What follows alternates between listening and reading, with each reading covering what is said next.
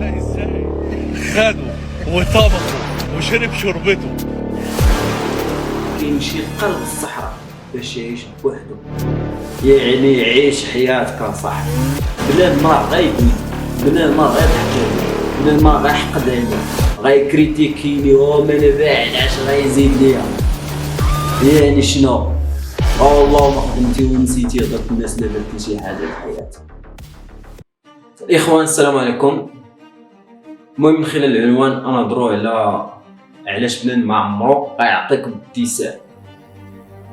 قبل ما نبداو في هذا السوجي اللي غنحاول نزرب عليه واخا عقل الله ما يتقال، نشوف واحد الفيديو. تعرف الضب اللي في الصحراء ده اللي عامل زي التمساح، عارفه؟ اهو الضب ده يا جدعان ساب الكوكب كله وعاش في الصحراء لوحده، مش عايز يعيش مع حد وعاش في حفرة لوحده. الانسان بقى يسيبه؟ لا ازاي؟ خده وطبخه وشرب شربته، تمام؟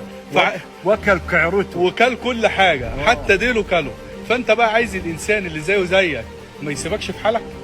شوف يا صاحبي فيديو كيبين لك انه الضب اللي كيعيش في قلب الصحراء كيعتزل العالم كامل، كيمشي لقلب الصحراء باش يعيش بوحدو، باش ما يصدعو حد. بنادم كيمشي كيقلب عليه، كيجبدو، كياكلو.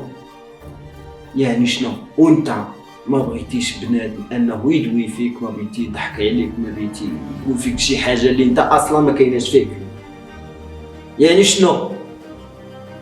انه القاعده اللي غنستنتجو من هذا الفيديو انه دير ديك الحاجه اللي انت بغيتي ديرها وما تمزك لحد، ما تمزك لحد من الاخر، في حدود انك تحترم الغير. بغيتي تبين الموهبه ديالك بينها، ما تقولش لا غيضحكوا عليا، لا صوتي خايب، لا ما عرفتش نهضر بالعربيه، لا ما عرفتش نهضر بالفرنسي.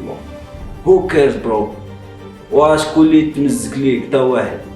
يعني عيش حياتك صح، انت حيدك بنادم من راسك. يعني بالمختصر المفيد دير داكشي اللي انت مرتاح فيه.